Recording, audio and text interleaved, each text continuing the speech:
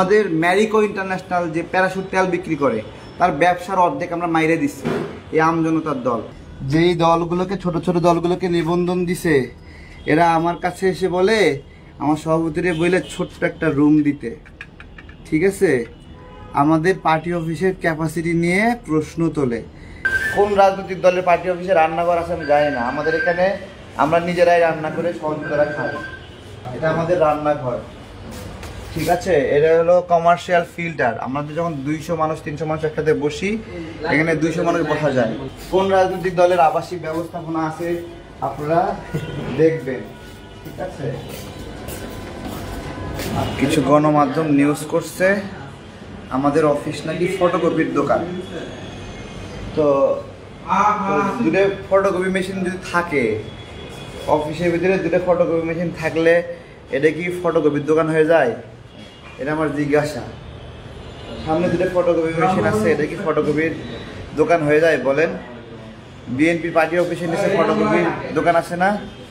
আওয়ামী লীগের পার্টি অফিসের নিচে পার্টি অফিসে স্টোর ছিল না যেখানে প্রকাশনা বিক্রি করে, পতাকা বিক্রি করে?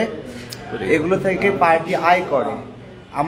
আমার অফিসে আমার কোনো জেলার অফিসে যদি অফিসের পাশাপাশি চায়ের দোকান থাকে, চা বিক্রি করে, অথবা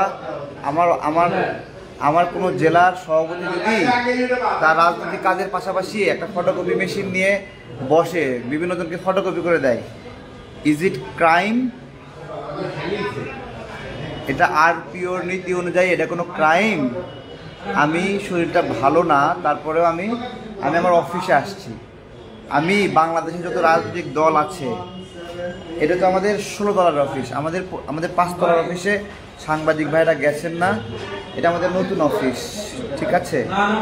এইদিকে আমাদের দেখেন একটু, আমি আসছি, ঠিক আছে? এই অফিসের কার্যক্রম শুরু করার আগে আমি ফেসবুকে জানাইছিলাম আমাদের 5 তলার অফিসে সবাই জানেন চারদিকে আমজনতা দল লেখা আছে। এটা আমাদের দাপ্তরিক অফিস, ঠিক আছে? এটা দাপ্তরিক অফিস। আসেন, এখানে কোন রাজনৈতিক দলের পার্টি অফিসে রান্নাঘর আছে আমি জানি না, আমাদের এখানে আমরা নিজেরাই রান্না করে সহযোগিতা খাই। এই যে দেখেন এটা আমাদের রান্নাঘর, ঠিক আছে? এটা হলো কমার্শিয়াল ফিল্টার। আমাদের যখন 200 মানুষ 300 মানুষ একসাথে বসি এখানে 200 মানুষ বসা যায় তখন এটা, ঠিক আছে?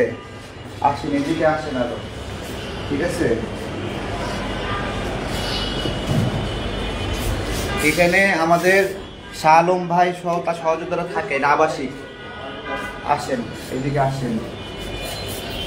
আমাদের এটা সভাপতির রুম, আমজনতা দলের সভাপতির রুম এটা আসেন। এখানে আমাদের সভাপতি, হ্যাঁ, এখানে আমাদের সভাপতি বসেন, ঠিক আছে? আমাদের পার্টি, ঠিক আছে? চলেন আমার রুমেও নিয়ে যাব, ঠিক আছে? আসেন, আমাদের আবাসিক ব্যবস্থাপনা দেখবেন। আসেন, কোন রাজনৈতিক দলের আবাসিক ব্যবস্থাপনা আছে আপনারা দেখবেন, ঠিক আছে? আমি হাসপাতাল থেকে আসছি, এগুলো গুজব ছড়াচ্ছে, শালি মিথ্যা ছড়াচ্ছে এমনভাবে যে আমারে পুলিশে দিবে। আমার অফিসে কেন ফটোকপি, আমার মনে হয় পুলিশে দেবে ফটোকপি কেন আমার অফিসে? তো আমার কোনো জেলা সভাপতি যদি ফটোকপি মেশিন রাখে তার রাজনৈতিক কার্যালয়ের পাশে, সেখান থেকে যদি কাউকে ফটোকপি দিয়ে সে যদি প্রফিট করে, তো এটা তো ওই শাখার প্রফিট, তাই না? কিছু তো করে খাইতে হবে, না চুরি করে খাইতে হবে? গলায় পাড়া দিয়ে ইনকাম করতে বলতেছেন? বলেন, এটা আমার অফিস, এটা আমার অফিস, ঠিক আছে? চলেন ওইদিকে চলেন। আসেন, দেখছে যা দেখছে আসেন আসেন। যদি এরকম আবাসিক ব্যবস্থাপনা থাকে, এটা একটা পার্টি অফিসের ছোট্ট একটা রুম, ঠিক আছে? এটা হলো জনতা অধিকার। এই রুমে, এই অফিসের মধ্যে আবার আরেকটা অফিস আছে, ঠিক আছে? আসেন, সমস্যা নাই, ঠিক আছে? আসেন, আমাদের আবাসিক ব্যবস্থাপনা দেখবেন। আসেন, আমাদের অফিসে ফটোকপি মেশিন, কি একটা ব্লেম। ভালো আছে? ভালো আছো তোমরা? এটা আমাদের, এখানে আসেন,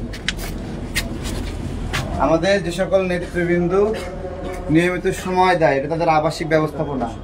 1 2 3 4 5 6 আরো আছে 6টা বেড। আসেন, এদিকে আসেন আরো। আসসালামু আলাইকুম, কেমন আছেন সবাই?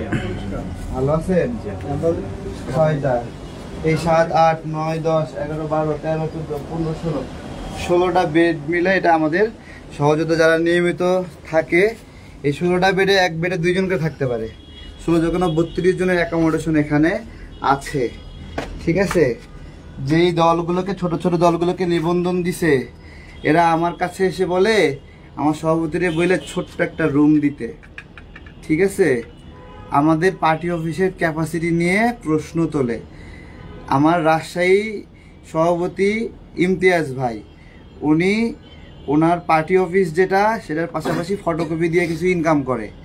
এমনভাবে নিউজ করছে যে ওরে এখনই পুলিশ ধরে নিয়ে আসবে। চুরি করতে বলতেছেন আপনারা? আসেন একটু আসি। আমাদের পার্টি অফিসে শুধু আলমারি আছে 8টা।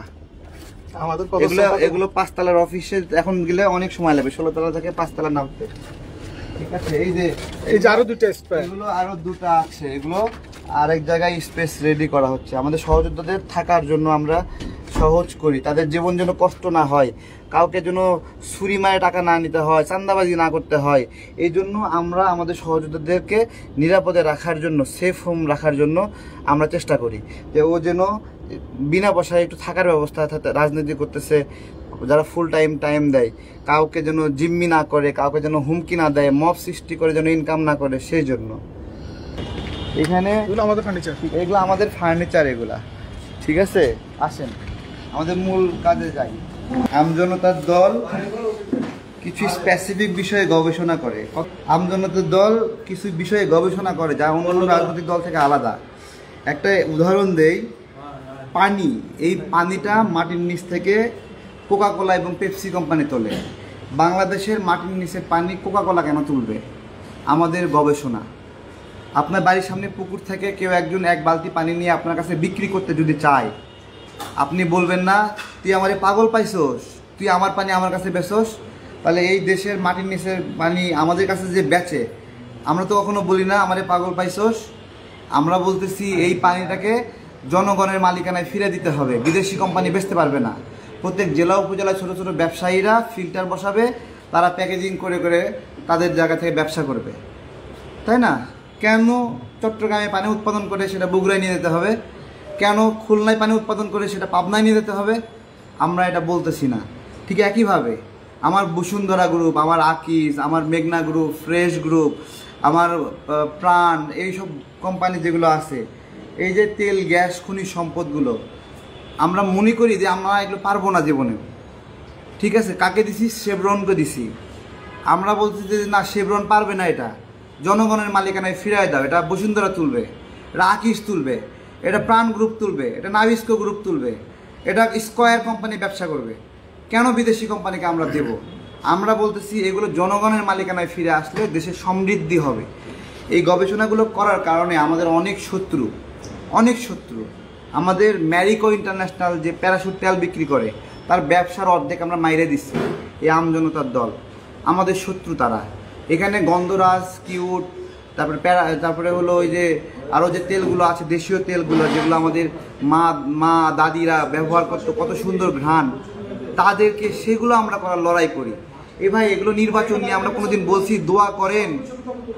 দোয়া চাইছি কোনোদিন? তারপরে নিজের নামে পোস্টার বানায় নিচে লিখে দিছি কোনোদিন? প্রচারে এলাকাবাসী লিখছি কোনোদিন? আমরা এই প্রতারণাটা পারি না।